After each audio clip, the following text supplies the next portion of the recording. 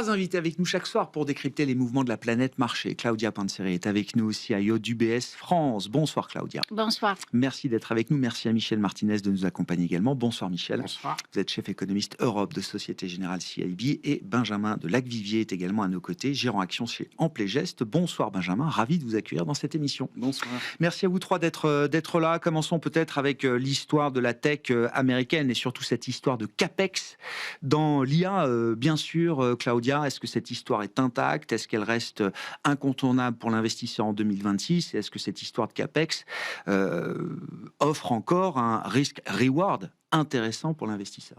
Alors, je pense que l'intelligence artificielle, c'est encore un trend qui est très positif. On a eu à peu près entre 2 ans et 2 ans et demi, plus de 610 milliards d'investissements en CAPEX. Il y a encore à peu près 400 milliards, voire 450 milliards cette année. Et quand on regarde à l'horizon 2030, nous, on a plus de 1000 milliards, effectivement, d'investissements à venir. Je pense que... Donc l'accélération des CAPEX, elle n'est pas finie. Pas terminée. Alors, la vraie problématique, c'est la monétisation des investissements et la croissance des profits. Vous avez parlé tout à l'heure des Microsoft qui baissent sur les résultats. Les résultats, ils étaient vraiment très bons. La réalité, c'est qu'aujourd'hui, l'investisseur a plutôt tendance à rémunérer les sociétés qui font mieux que les attentes, plutôt que les sociétés qui sont en ligne ou in baisse par rapport aux attentes. Donc, il y a une certaine course au fait de surprendre à la hausse. Et au-delà de ça, depuis le mois de décembre, les valorisations sont in baisse sur le secteur technologique. Donc, on pourrait dire même qu'aujourd'hui, à 25 fois les bénéfices, certaines valeurs du secteur technologique apparaissent très attrayantes. Au-delà du CAPEX lui-même, je pense qu'il y a 2 facteurs qui sont importants. On a parlé tout à l'heure de la monétisation des investissements et puis maintenant le funding des investissements. Ouais. Parce que déjà en fin d'année dernière, il y avait une correction sur les marchés due aux inquiétudes des émissions obligataires et donc à des remontées des spreads de crédit pour pouvoir financer ce CAPEX. Si ce CAPEX en réalité est financé avec du cash, et ce cash n'est pas utilisé pour faire du share buyback, pourquoi pas? En réalité, les actions, on sait très bien, sont l'instrument pour financer la croissance future. Et pour de la croissance future, il faut investir dans ce cas-ci, dans le CAPEX. Si nous sommes face à un secteur ou de sociétés qui ont encore la capacité à investir du cash, qui peut-être réduit le share buyback, mais ce n'est pas le cas encore, mais investissent le cash, et puis ils sont capables de générer de la croissance, pourquoi pas?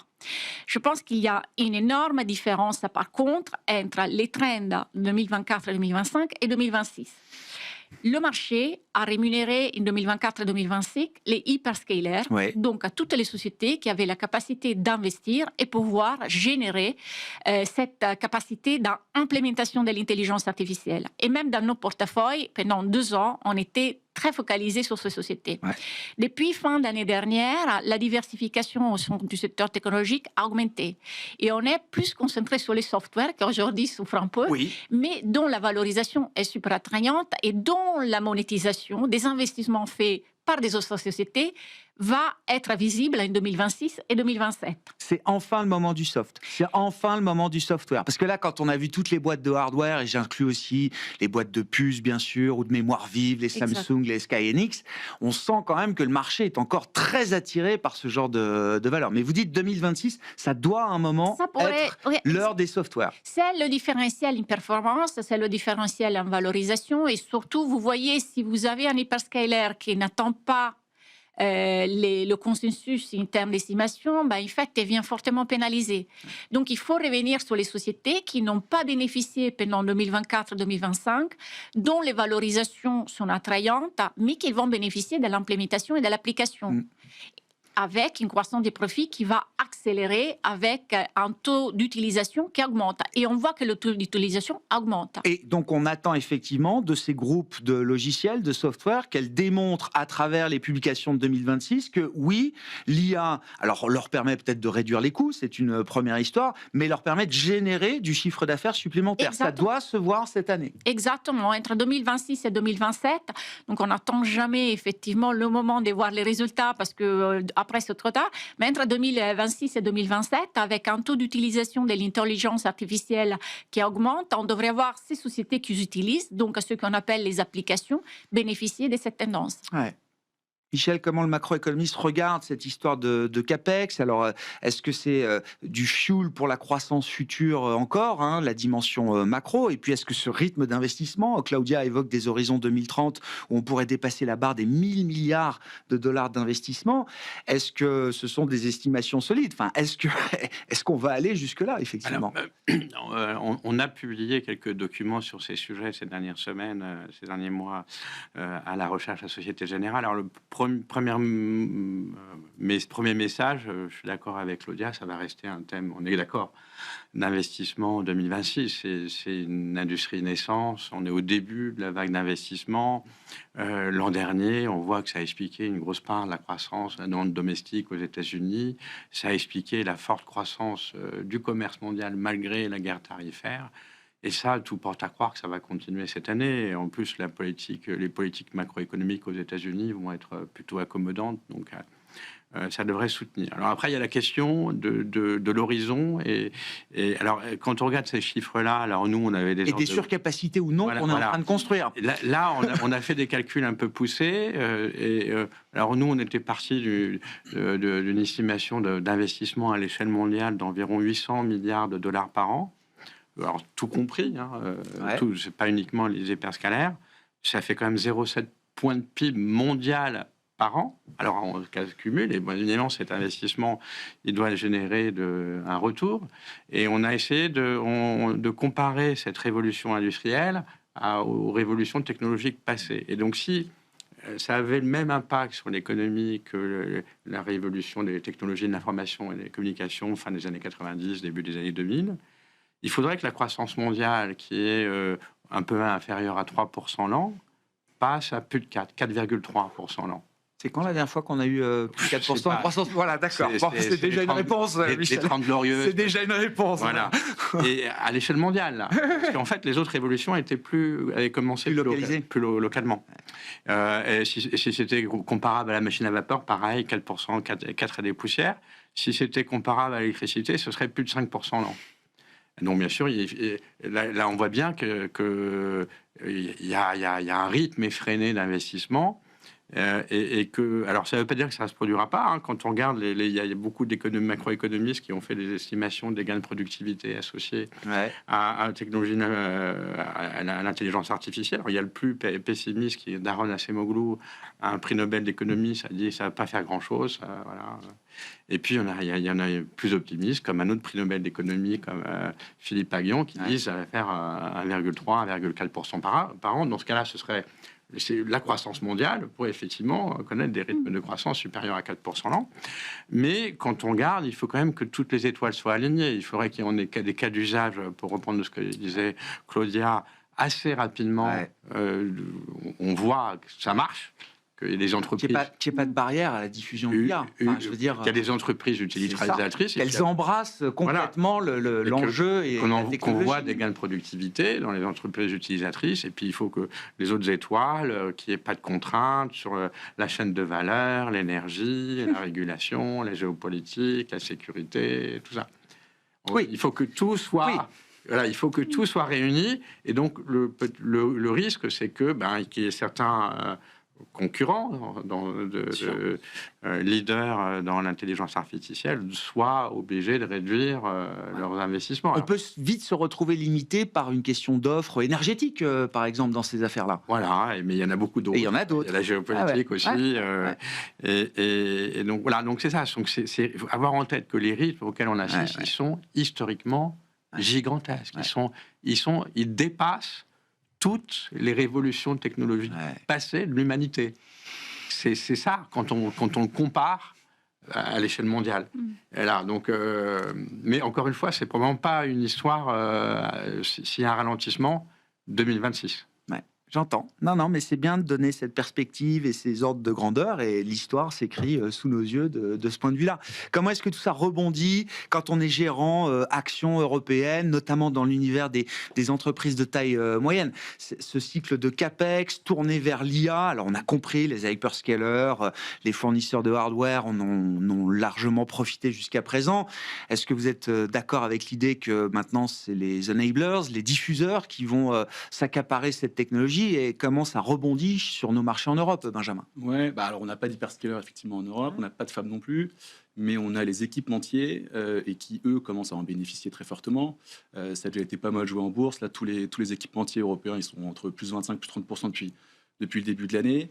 On a eu une très bonne publication d'ASML hier ou avant-hier, qui a bien commencé, qui a performé bien en bourse, mais qui a fini dans le rouge. Ensuite, et on a aussi un autre moyen de jouer ça, c'est via les acteurs liés à l'électrification en Europe, parce qu'il faut bien l'énergie pour alimenter tous ces data centers-là. Et là, on a des attentes de CAPEX qui sont assez gigantesques aussi. Ce n'est pas 1000 milliards comme sur l'IA, mais c'est plusieurs centaines de milliards d'euros par an, en croissance de plus de 10% par an d'ici à 2035, avec beaucoup de visibilité. Et là, ici, on a des champions européens, enfin des champions mondiaux européens. Bien sûr. Donc, on a les équipementiers électroniques, les ABB, les Legrand, les Legrand Schneider. On a les Câbliers, les Nexans, les Prysmian. On a aussi des plus petites entreprises un peu moins connues, des Pfisterer en Allemagne qui font des connecteurs pour connecter ces câbles-là, justement. Et là, la part IA dans leur business commence à devenir significative, visible. Je crois que Legrand, l'activité dans les data centers, alors, ils partaient de zéro il y a à peine une dizaine d'années, c'est 20% de leur chiffre d'affaires aujourd'hui. Oui, ça devient stratégique. Et puis après, il y a la partie électrification qui, indirectement, est liée à l'IA. Eux, effectivement, ils fournissent directement dans les data centers. Complètement. Sur la partie logicielle, vous dites quoi? Parce qu'on a une belle cote d'entreprises de software en Europe, notamment dans l'univers small et mid, Benjamin. Je suis complètement d'accord avec ce qui a été dit. Le marché a pensé que c'était la fin de ces boîtes. Ouais, alors que pourtant on voit bien que les croissances ont pas été, les attentes d'IPS n'ont pas du tout été modifiées. On voit SAP qui ce matin publie des résultats qui sont un petit peu en dessous des attentes sur 25 et sur 26, et les titres hyper, je crois que c'était 15% à un moment dans la journée. Après une année 2025 qui n'a pas été une belle année. On a Nemetschek qui ils font des logiciels qui sont utilisés par les architectes et les ingénieurs dans le secteur de la construction. C'était allemande un peu plus petite. Qui a upgradé ses résultats l'année dernière et qui finit en forte baisse l'année dernière, qui est déjà à moins 20% cette année. Ce matin, ils ont relevé leurs résultats et elles baissent, alors certainement en sympathie avec la publication des SAP, mais elles baissent encore. Nous, on est convaincus que, on a l'impression que le marché pense qu'il va y avoir des AI natifs qui vont arriver et qui vont chambouler tout le marché pour arriver à déloger des SAP, des Nemetschek. Il faut arriver à avoir une solution qui est beaucoup moins chère, bien meilleure. Pourquoi est-ce qu'ils arriveraient à le faire? Il y a quand même des grosses barrières à l'entrée en dehors du coding. Il faut connaître son marché, il faut connaître ses clients. Il y a de la réglementation assez spécifique par niche. SAP, ils sont chez le client, dans l'entreprise, et parfois pour toute la vie de l'entreprise. Je veux dire, c'est... Et il faudra passer sur le cloud des SAP pour pouvoir être un jour full. Qu'est-ce qui va changer la perception du marché? Le marché s'est polarisé, a pris le parti que c'était des losers éternels de l'IA. Il y a sans doute de l'exagération là-dedans. Qu'est-ce qui va modifier la perception? Alors, c'est pas la publication des SAP de ce matin, c'est sûr. Il va falloir avoir quelques bonnes publications et peut-être avoir l'arrivée d'OpenAI, d'Anthropic en bourse pour voir un peu ce qui se passe. Je sais pas, mais là, en tout cas, c'est que du sentiment, ça c'est sûr. Michel? Oui, je voulais rebondir sur l'impact sur l'Europe, l'intelligence artificielle. Donc, il y a deux versants, demande et donc l'investissement, un peu comme aux États-Unis. Alors, on voit des frémissements en Europe. C'est pas 50% de la croissance comme aux États-Unis, mais ça peut expliquer peut-être 20% de la croissance. Quand on regarde les quelques données dures qu'on a. Et puis, il y a l'aspect offre. Et là, j'ai été surpris. On a regardé un peu en détail. Effectivement, toute la production de biens manufacturiers en delta qui sont liés à l'intelligence artificielle. Et on arrive à peu près à 2% du PIB en zone euro. Mais c'est pas ridicule. Non, c'est pas ridicule tout, parce que si ça fait plus 10% par an, on rajoute 0,2 points à la croissance. Alors que quand une croissance de 1%, c'est vraiment pas rien. Et donc on bénéficie aussi quand même de ce cycle-là. Même si on est importateur net. Mais en fait, de ces biens-là, mais en valeur ajoutée, c'est positif et ça croît. Quand même, on voit que les tendances sont sur l'investissement. Même l'année dernière, la contribution à la croissance du PIB américain a été exceptionnelle. Tout le monde attendait un ralentissement macroéconomique aux États-Unis début 2025. On l'attendait en Europe, ça ne vient pas. On voit que sur la partie équipement, même allemand, ça s'améliore. Donc, structurellement, que ce soit des investissements privés ou que ce soit des investissements publics, parce qu'il y a des investissements publics, la tendance des fonds est assez positive. Est-ce que ça rend, j'aime bien cette histoire de CAPEX, mais est-ce que ça rend la croissance plus résiliente? Parce que là aussi, la big picture de 2025, c'est qu'on se dit qu'avec le fracas Trump, les frictions partout, tout le temps, géopolitique, etc., je veux dire, à un moment, tout le monde a vu quand même que la croissance croissance pouvait lâcher. C'était le moment Liberation Day. Et au final, non, la croissance est quand même très résiliente. Est-ce qu'il y a un changement de nature de la croissance, effectivement, qui explique cette résilience? Je pense qu'en fait, on rentre dans des cycles de long terme qui rend le régime macroéconomique, tu peux le dire peut-être, Michel, je ne sais pas si tu es d'accord, mais moins volatile. On avait un régime macroéconomique où l'évolution des taux d'intérêt avait un impact sur le consommateur, où le marché de l'emploi pouvait effectivement avoir un impact sur le cycle et la croissance générale. Aujourd'hui, on est dans des cycles d'investissement qui sont multi-annuels, qui ont prolongé ce cycle de manière assez impressionnante. Il ne faut pas oublier qu'on allait à travers des hausses des taux en 2022 assez exceptionnelles, sans récession. On a un cycle qui est extrêmement long et prolongé par ces investissements privés et publics. Ouais. Michel, changement de nature de la croissance? On est moins. La consommation reste importante, c'est pas ce que je veux dire, mais on a quand même plus de soutien de la part de l'investissement, de la production. En tout cas, c'est l'idée. Oui, mais après, la volatilité en macroéconomie, elle vient en général de chocs externes, de crise financière, choc, crise immobilière. C'est souvent la dette qui est le problème, voilà, dans les crises. Il y a des crises comme ça. Et ça, bon, je pense qu'il y a quand même encore des zones de fragilité dans le monde. Donc, je dirais pas que ça a totalement disparu. Mais la question du financement de ces capex, qui est peut-être une source de vulnérabilité aussi derrière ce thème-là. Et on le voit, dès qu'on a eu des mouvements sur la partie spread, investment grade, sur la partie tech l'année dernière, on a eu une correction des marchés. Ouais.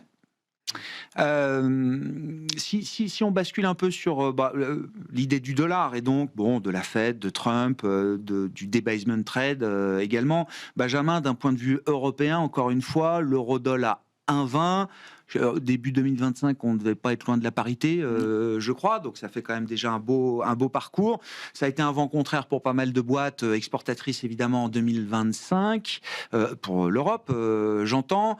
Comment les entreprises se sont adaptées à cette situation? Est-ce que 1,20, c'est un équilibre qui convient malgré tout à tout le monde, à des entreprises européennes aussi? Est-ce qu'il y a des stratégies de couverture particulières? Bref, est-ce que ça pèse encore un peu sur les perspectives et les résultats, ou est-ce que les boîtes européennes se sont adaptées là? Alors déjà, les entreprises, elles se couvrent généralement toujours contre le taux de change. C'est pour ça que normalement, personnellement, ça met à peu près 1 an à impacter vraiment l'opérationnel. Mais c'est sûr que la baisse du dollar, elle est négative pour toutes les entreprises européennes comprises. Elle est relativement plus positive pour les petites entreprises parce qu'elles sont plus domestiques et donc elles vont moins être impactées par cette baisse du dollar. Mais globalement, c'est très négatif. Ouais, bon. Et elles s'attendent à quoi là, pour l'année 2026? Généralement, les CFO, quand vous leur parlez, ils vous disent qu'ils font pas de paris. C'est pas les traders, ils font pas de paris sur le dollar. Le niveau, je sais pas s'ils ont un niveau en tête qui est pivot. Eux, ils se couvrent et puis ça impacte leur croissance tous les ans. Donc c'est assez, voilà. Est-ce qu'on peut imaginer que ce soit un vent contraire un peu moins puissant en 2026, les mouvements du dollar? Et 1,20, est-ce que c'est déjà un sujet à minima de réflexion pour la Banque Centrale Européenne, par exemple, Michel, avec en plus des chiffres d'inflation qui vont quand même un peu s'écarter de la cible, au moins à court terme? Pas mal. Moi, je dirais la question du taux de change, l'appréciation de l'euro... en fait, essentiellement contre le dollar, un peu aussi contre le yen, le yuan, mais c'est essentiellement une histoire dollar. Et comme tu l'avais dit, c'est une histoire des baissements de dollars. Et donc, il faut avoir en tête que l'euro, il s'est apprécié pas contre toutes les devises. Quand on regarde le taux de change effectif de l'euro, surtout quand on en plus prend en compte les évolutions d'inflation, qui ne sont pas les mêmes, le taux de change effectif réel. Réel, c'est ça. C'est ça qui est important, parce que il faut tenir compte aussi, si un pays peut dévaluer sa devise, mais si les prix domestiques augmentent d'autant, voilà, tout est effacé. Très clair. Et donc le taux de change réel de l'euro, contre toute le devise, il a quasiment pas bougé depuis 2024. Il a augmenté de 3-4%. C'est pas une perte de compétitivité pour l'Europe. Enfin, en tout cas, la perte de compétitivité vient pas de la devise. Déjà, de mettre ça dans le contexte, et en plus, ça dépend des pays. Par exemple, la France et l'Italie, comme il y a eu peu d'inflation, le taux de change réel de la France, il est un plus bas historique aujourd'hui. L'euro... du point de vue des pour la France, l'euro réel est un plus bas historique. On a moins d'1% d'inflation. Oui, mais on n'a pas les salaires n'augmentent pas vite, voilà. Et donc avoir ça en tête qu'en termes sur longue période, il ne se passe pas des choses qui vont changer radicalement le profil de croissance, même d'exportation des entreprises de la zone euro. Alors après, je pourrais même rajouter, si on regarde l'aspect croissance, que en général dans les modèles macroéconomiques, ce qui compte, c'est d'où vient l'appréciation de la devise. Et alors, si c'est parce qu'il y a des tensions domestiques, il doit y avoir un durcissement à la politique monétaire, on voit bien que le but, c'est de rafraîchir tout ça. Et donc, effectivement, on va s'attendre à moins d'activité. Mais ici, c'est une histoire de dollar debasement. Ça veut dire quoi? C'est-à-dire qu'il y a des flux financiers du monde qui vont vers l'Europe et qui vont s'investir. Qui sortent du dollar vers le reste du monde. Et ça, c'est très positif. Et donc, les modèles macroéconomiques disent que finalement, l'impact macro, en général, il n'est pas énorme. C'est pour ça qu'il y a plutôt en Allemagne, en Europe, on a souvent préféré avoir une devise forte qu'autre chose.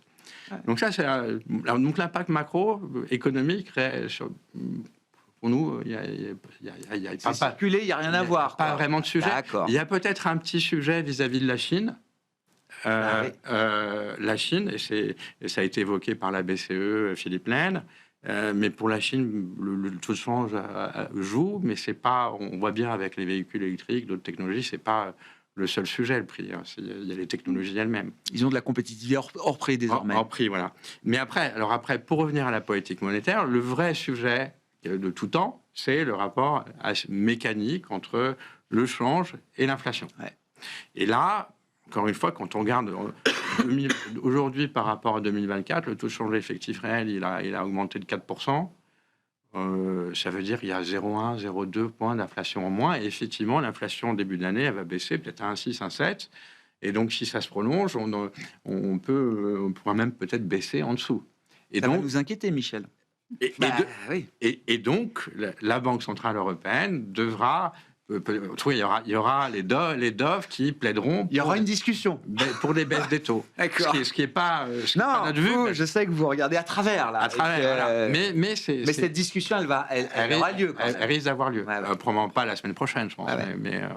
Bon, alors Claudia, et puis le dollar, et puis je veux qu'on parle des métaux avec vous aussi, bien sûr. Allez-y. C'est quand même très intéressant. Michel met une avance sur 2 points. C'est le taux d'échange effectif. C'est le taux d'échange par rapport à un panier des valeurs. C'est pas seulement par rapport au dollar, parce qu'on n'exporte pas seulement par rapport aux États-Unis. Pondérer des échanges commerciaux. Donc, en fait, à pondérer des échanges, il n'y a pas eu un mouvement aussi important et pas aussi important d'impacter, je dirais, la croissance des profits à niveau des grandes entreprises européennes. Le deuxième point qui est très important aussi, quand on regarde l'évolution de taux de change euro-dollar par rapport à l'écart des taux entre les États-Unis et l'Europe, aujourd'hui, on devrait être sur un taux de change qui est légèrement inférieur à 1,20. Donc, nous, on a une estimation de taux de change qui est autour des 1,20 pour des autres raisons. Mais quand on regarde fondamentalement, on est plutôt entre 1,17 et 1,18 qui est plus de 1,20. C'est très important parce que ce qui se passe, ou ce qui s'est passé entre vendredi et lundi, montre qu'il y a un mouvement spéculatif sur le change et pas fondamental. Et ce mouvement spéculatif sur le change a eu un impact sur les métaux précieux parce qu'on a eu une dépréciation du dollar avec une réappréciation de l'or, de l'argent et puis des autres matières premières qui sont inversement corrélées au taux de change. Donc, en fait, ça a mis quand même en discussion pas mal de mouvements qu'on a eu pendant 2 ou 3 jours sur les marchés. J'entends. Et sur les métaux précieux, parce que là, au moment où on se parle, on avait un début de séance, j'allais dire, un peu comme chaque jour sur l'or, l'argent, le cuivre également, c'est-à-dire des hausses spectaculaires. Et tout s'est retourné en cours de séance. On a quand même beaucoup de volatilité sur ces métaux précieux aujourd'hui. Alors, la Chine est peut-être en train de relever les marges requises pour investir sur certains de ces métaux, l'argent notamment. Il y a la semaine fériée en Chine également. On sait que beaucoup de spéculation vient de Chine sur ces marchés de matières premières. Donc, la semaine fériée peut-être incite aussi à prendre des profits et déboucler les positions, mais quand même beaucoup de volatilité sur ces métaux. Il y a beaucoup de volatilité, mais vous voyez, nous avons énormément écrit sur le sujet des métaux précieux et même des métaux industriels. Pour moi, il faut faire, parmi les métaux précieux, la distinction entre l'or et l'argent. L'argent, le mouvement qu'on a eu est purement spéculatif. Pourquoi? Parce que l'argent, c'est une matière première qu'on utilise pour produire. Donc, dès qu'on a une hausse des prix, il y a moins de production et donc, cycliquement, on a une pression vers la baisse de la demande et donc, on devrait avoir une baisse des prix. Et l'argent n'est pas utilisé par les banques centrales dans leurs réserves d'échange. Donc, en fait, le mouvement sur l'argent, qui a été assez spectaculaire, pourrait arriver à une fin. Et on a eu une période dans l'histoire où l'or continue à monter et l'argent baissait. D'accord. Quand on regarde l'or, pour moi, la situation est plus structurelle. Vous avez une classe d'actifs qui est très défensive lorsque vous avez des inquiétudes géopolitiques, lorsque vous avez des inquiétudes sur la dette américaine, parce qu'effectivement, on voit qu'avec la relance budgétaire, et si on a un déficit à 7%, la dette peut s'empirer sur les 10 ans à venir. Et surtout, vous avez une classe d'actifs qui peut être très résiliente en cas d'inflation. Imaginons que demain, à la Banque centrale, nous avons un changement de chairman et que la Banque centrale devienne la 6. Ce n'est pas notre scénario de base, mais vous avez des attentes d'inflation qui vont déraper vers la hausse, et donc vos classes d'actifs obligataires... Ce qu'on ne voit pas aujourd'hui. Hein. Dans le debasement trade, il n'y a pas cet ancrage des anticipations d'inflation. C'est juste une perception. C'est pour ça que moi, je ne crois pas au debasement, parce que je vois effectivement que les attentes d'inflation sont bien ancrées. Mais si demain, vous avez une banque centrale qui, avec une croissance nominale à 5%, baisse les taux, vous pouvez avoir l'inflation qui dérape à la hausse, une partie des rendements obligataires sur les durations longues qui augmentent, et donc votre classe d'actifs obligataires ne défend pas le portefeuille en cas de ralentissement. Et là, vous avez l'or. Et en plus, vous avez l'or qui est utilisé par les banques centrales dans leurs réserves d'échange. Et donc, sky is the limit, on ne sait pas valoriser l'or, donc il ne faut pas s'arrêter à un niveau de prix... Non, en fait, sky, ce n'est pas les limites.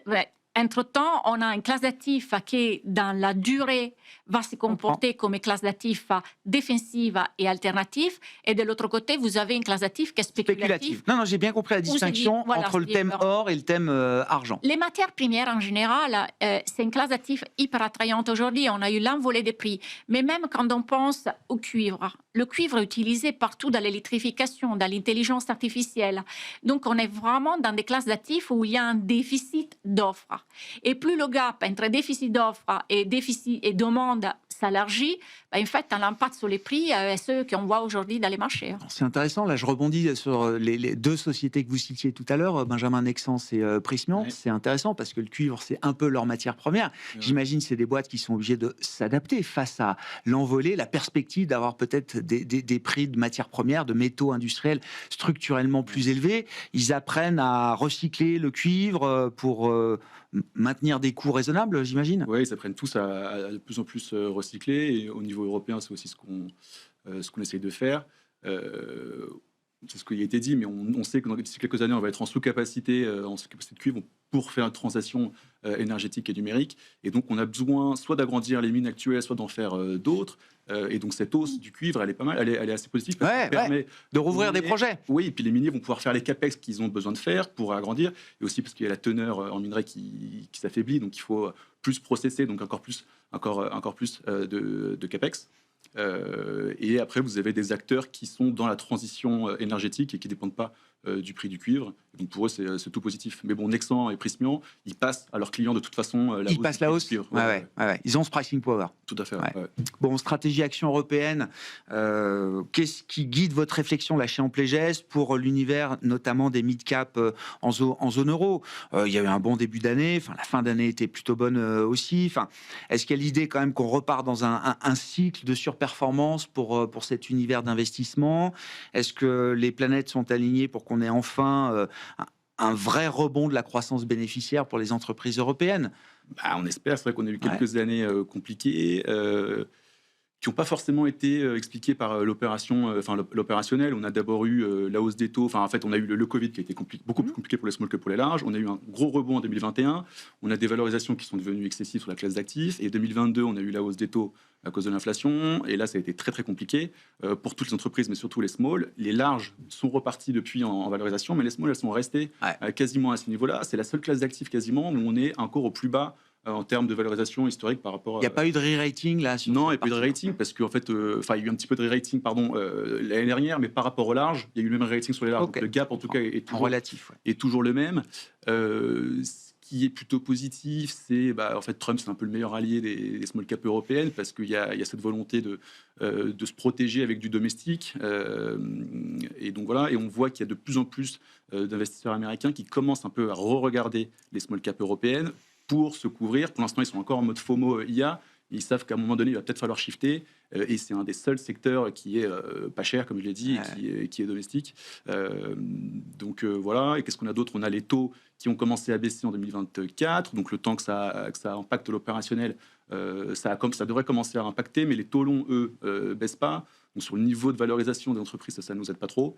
Et puis on a la croissance en Europe qui devrait un petit peu s'accélérer. Donc ça, c'est très positif parce que les small caps, elles sont beaucoup plus sensibles, beaucoup plus sensibles que les large caps. Donc le thème, c'est cyclique pour vous là. Ouais, c'est la reprise en Europe. C'est cette donc c'est quoi? De la construction de ce c'est la souveraineté européenne. C'est un thème dont on parle de plus en plus.